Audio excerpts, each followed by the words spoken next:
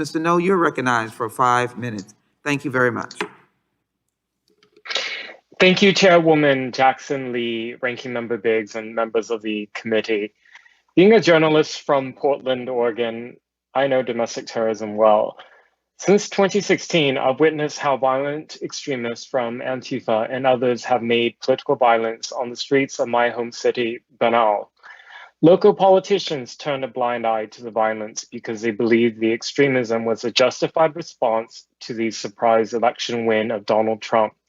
Local fellow journalists did the same in downplaying Antifa's violent extremism. Today, I ask that you don't do the same. From 2016 through 2019, Portland and the surrounding area suffered dozens of violent protests, mass street brawls, and riots that resulted in serious bodily injuries, arson attacks, and property destruction. By 2020, Antifa exploited the anger around the death of George Floyd and others to launch an unprecedented attempted insurrection in Portland.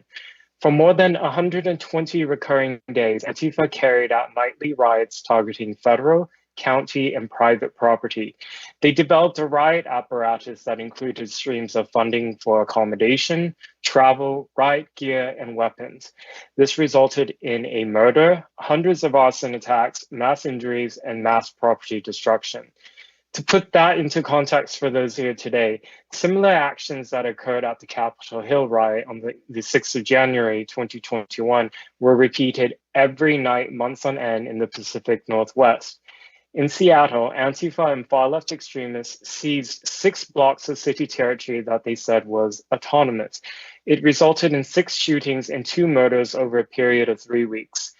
In July 2020, then DHS Deputy Secretary Ken Cuccinelli reported to Congress at a Senate hearing that at least 277 injuries have been inflicted on about 140 federal agents protecting the Mark O. Hatfield U.S. Courthouse in Portland.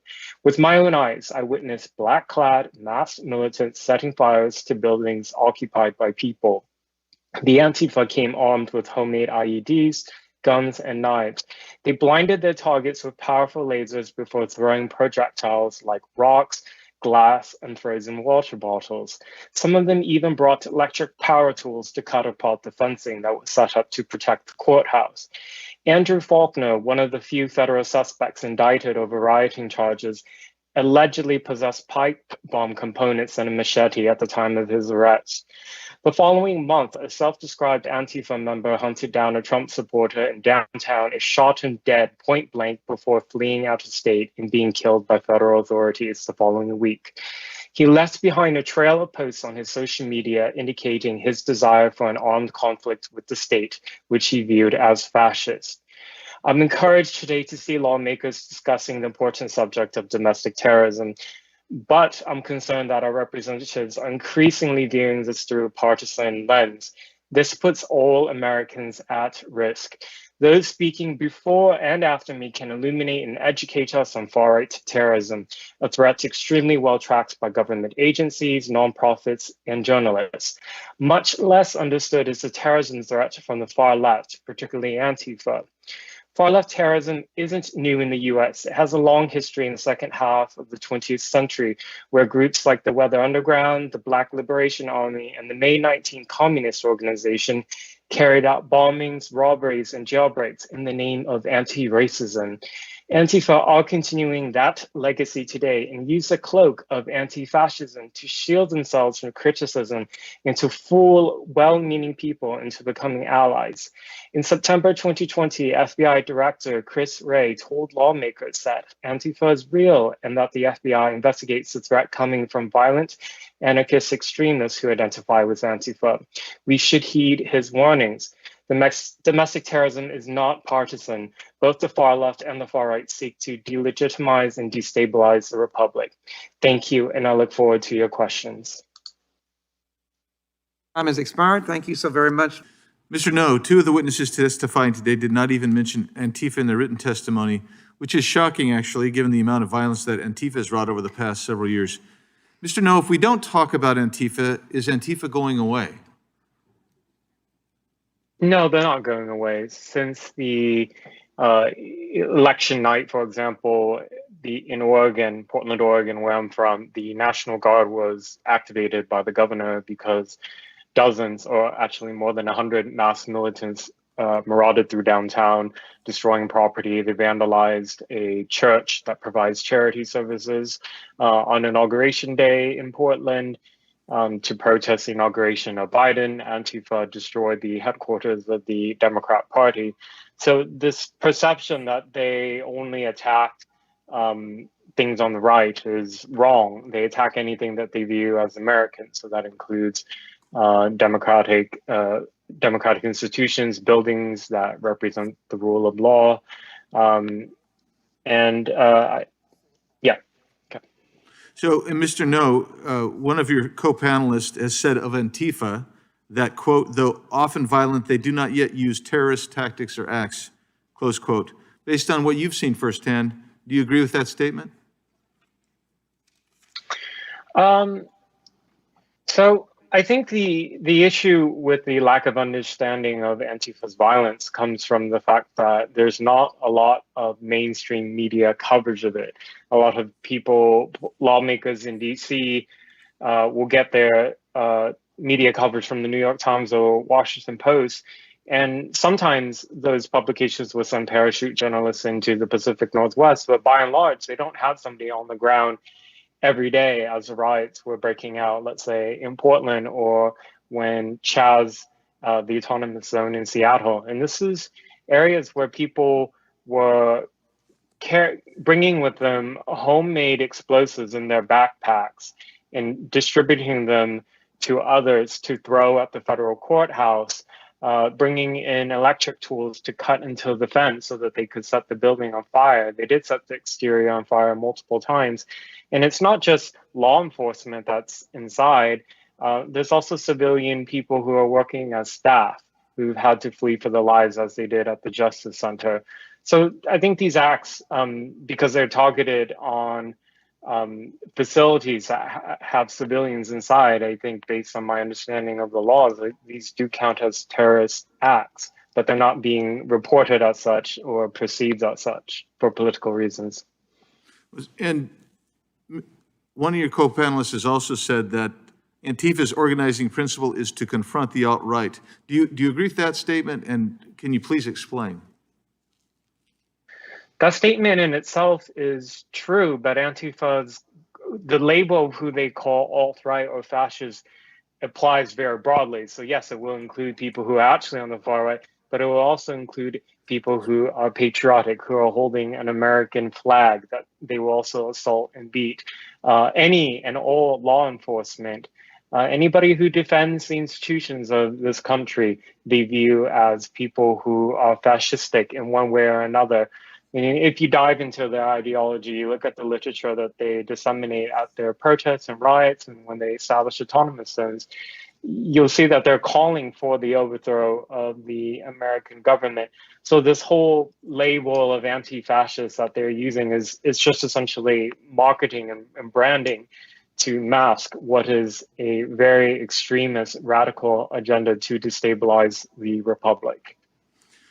Another comment that was tweeted out by one of your co-panelists said, quote, there are no laws defining domestic terrorism in the USA, close quote. Is that correct, Mr. No? Are there no laws defining domestic terrorism in the US? There are laws on the book. I think the problem right now is that the investigators are being pressured one way or another to pursue things for political reasons. I'm not here to say that there's no threat coming from the far right. That's not my area of expertise. I defer to those who have been giving testimony today. I think, at the beginning, we heard this 75% of the deaths from domestic terrorist attacks have come from the far right. Well, does that mean that the other 25% doesn't deserve attention? I don't think so. It's about keeping all Americans safe, and that includes investigating all extremist ideologies. Thank you, Mr. No. Mr. No, would you agree that during the left-wing extremist violence last summer, there were some prominent elected officials, Democrats for the most part, in much of the mainstream media that not only downplayed what was going on, but in many cases were apologists for that violence that we saw on in America's cities and on America's streets last summer. And could you tell us what you observed with your own two eyes with respect to that? Thank you for the question. Yes, so the violence that occurred in Portland, which I know best, resulted in hundreds of injuries to federal and local law enforcement. And I was shocked to see that the response from the local city council to the mayor and the senators and the governor were to describe those officers as an occupying force, as Trump's Gestapo, as secret police. That type of rhetoric extremely inflamed the situation and brought in and encouraged other well-meaning protesters to come in, which unfortunately those people were then exploited and used as human shields. So at the riots, particularly in July, when rioters in Antifa and other extremist groups were trying to burn down the federal courthouse, they actually had the peaceful protesters up at the front. So the wall of moms, wall of vets, and wall of dads. They put these people at the very front so that law enforcement would be slow or hesitant to use tear gas or crowd control. And then from the back, the rioters had a whole brigade of people using really powerful lasers that can cause permanent eye damage. They would center it on their targets and then throw glass, rocks, concrete, and other projectiles to injure these officers. And the response over and over from the media was to call these protests mostly peaceful, to the point it became a meme. It seemed like they were living in an alternate reality and not witnessing what was happening and not seeing the actual injuries that were occurring. But I think the most egregious acts that were done in the later months as the riots went on in Portland was the targeting of police stations by rioters who set fires to these facilities when police officers were inside doing work and when civilian staff were doing work inside. And again, this did not get the condemnation that it needed. And in fact, people frequently in positions of power were calling these racial justice protests, which was obfuscating what I view as in the words of the Antifa themselves, an agenda for terroristic actions to intimidate the public into following in line for their political agenda.